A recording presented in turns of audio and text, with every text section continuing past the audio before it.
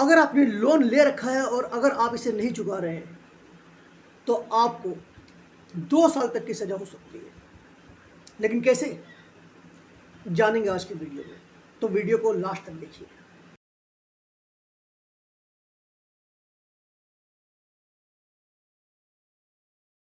नमस्कार दोस्तों, स्वागत करता हूं एक बार फिर से मैं आप सबका आपके अपने चैनल सिंप्लिसिटी और फाइनेंस में। आज की इस वीडियो में हम ये जानेंगे कि किन परिस्थितियों में आपको 2 साल तक की सज़ा हो सकती है।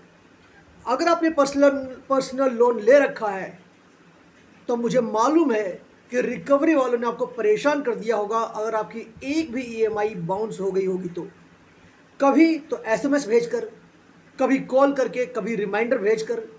जनरली 1 महीने में इनके जो भी रिमाइंडर्स होते हैं वो ऑटोमेटिक होते हैं, मैसेज के थ्रू होते हैं या फिर ऑटोमेटिक कॉल्स होती है।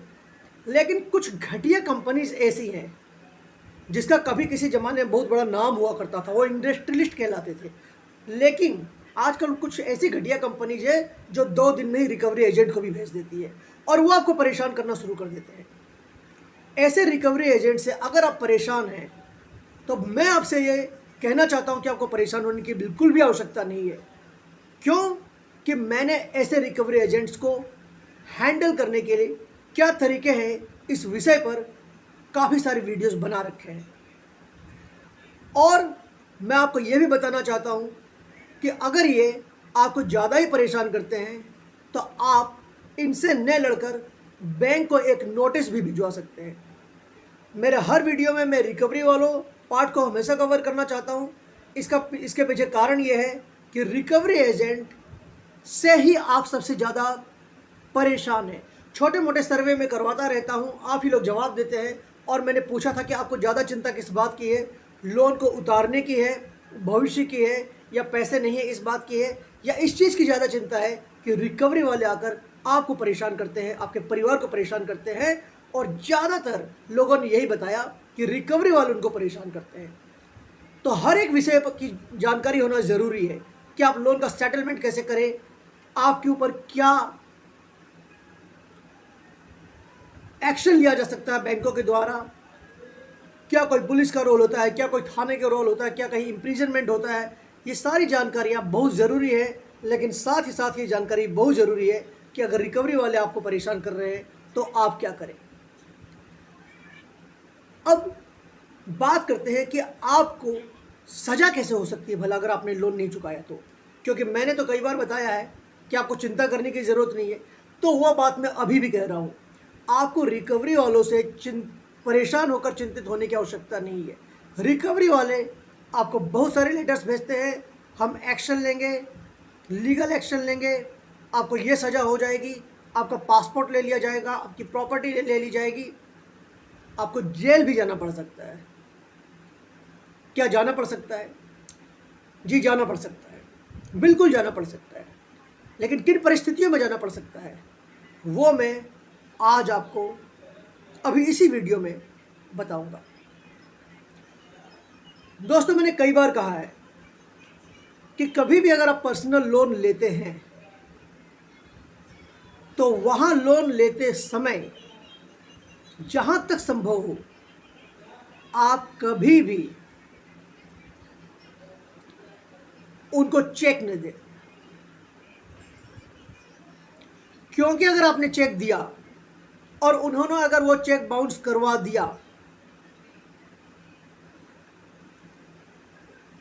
तो आपको बुलाया जा सकता है। और अगर आपने वहां जाने से इनकार कर दिया या ऐसे किसी नोटिस को अगर आप इग्नोर कर रहे हैं तो ऐसी कंडीशन में आपको एक भगोड़ा घोषित किया जा सकता है और आपको मिनिमम 14 डेज और मैक्सिमम 2 साल तक की सज़ा हो सकती है। लेकिन अगर आपने चेक नहीं दे रखा है तो बाउंस करने का सवाल ही पैदा नहीं होता है। कई बार वो आपको कहते हैं कि हम आपके ऊपर ये केस दायर कर देंगे, वो केस दायर कर देंगे, लेकिन आपको चिंतित होने की आवश्यकता नहीं है। केवल 2 ही ऐसी कंडीशंस होती है जिस पर आपको ध्यान देने की ज़रूरत है। एक चेक बाउंस का केस जिसको आप इग्नोर नहीं करें, और दूसरा सरफेसी ऐप के तहत अगर आपको कोई नोटिस भेजा गया है तो आप उसको इग्नोर नहीं करें। इसके अलावा आपको बिल्कुल भी चिंतित होने की ज़रूरत नहीं है। यह रिकवरी वाले आपके कुछ भी नहीं उखाड़ सकते, परेशान कर सकते हैं, और इनको परेशान करने दीजिए, क्योंकि 2 महीने 3-4 महीने में ये इतने परेशान हो जाएंगे, 6 महीने में तो हो ही जाएंगे, आपको सेटलमेंट ऑफर करना शुरू कर देंगे। पैसे हैं तो दे दीजिए, पैसे नहीं हैं तो बात ही खत्म हो गई, फिर कोई आपका क्या कर सकता है भला। कहते हैं ना कि अगर आप पूरी तरीके से कंगाल है, अगर आपके पास कुछ है ही नहीं, तो शनि देव भी आपका क्या बिगाड़ लेंगे। तो बिल्कुल वही बात है। अरे आपके पास है ही नहीं तो जज साहब आपके अगेंस्ट एक फैसला देकर भी पैसे कहाँ से निकलवा लेंगे। और ये वकील आपको जो धमकियाँ देते हैं, रिकवरी वाले धमकियाँ देते हैं, कभी वकील बनकर कभी, ये सब फेक होते हैं। अगर आपको ऐसी धमकियाँ मिल रही हैं, अगर आपको लगता है कि आपको ज़्यादा परेशान हो रहे हैं, तो मैं अचूक तरीका बता देता हूँ। और अचूक तरीका यह है कि आप सारे अननोन नंबर्स को ब्लॉक कर दीजिए। अननोन नंबर्स को ब्लॉक कर दीजिए। और अननोन नंबर को ब्लॉक अगर आप कर देते हैं तो एक कम्युनिकेशन चैनल आप खुला रखिए, बैंक के साथ बात ज़रूर कीजिए, ट्विटर के जरिए कीजिए, कस्टमर सपोर्ट में ईमेल करके कीजिए, लेकिन एक कम्युनिकेशन चैनल आप बिल्कुल ओपन रखिए। लेकिन फ़ोन आप बिल्कुल अटेंड नहीं करेंगे। फ़ोन अटेंड नहीं करना कोई जुर्म नहीं है, कोई अपराध नहीं है। और आपके पास अगर पैसे नहीं है तो ये भी कोई जुर्म नहीं है। पैसा न होना कोई अपराध नहीं है। पैसा न देना, आपने लिया है तो आपको देना चाहिए, लेकिन नहीं है तो उनके पास ऑप्शंस हैं, लेकिन वो ऑप्शन में डराना, धमकाना, आपकी बेइज्जती करना, ये ऑप्शंस नहीं है।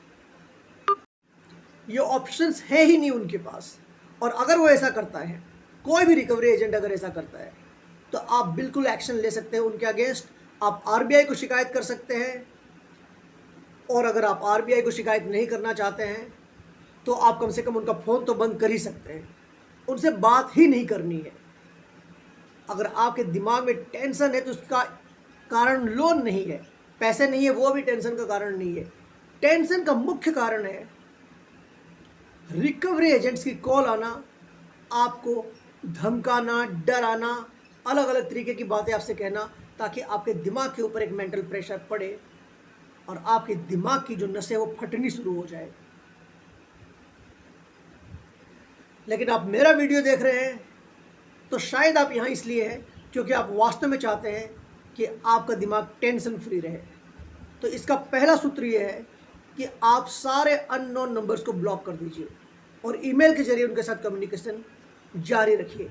पैसे अगर आपके पास नहीं है तो कम से कम 6 महीने इंतज़ार कीजिए। 6 महीने के बाद अकाउंट आपका सेटलमेंट के लिए एलिजिबल हो जाता है। आजकल तो मैंने देखा है कि कुछ अकाउंट वाले, कुछ बैंक्स ऐसे हैं जो सेटलमेंट 3 महीने से पहले दे रहे हैं, वो भी 20% में। देखा हुआ है इन आँखों से।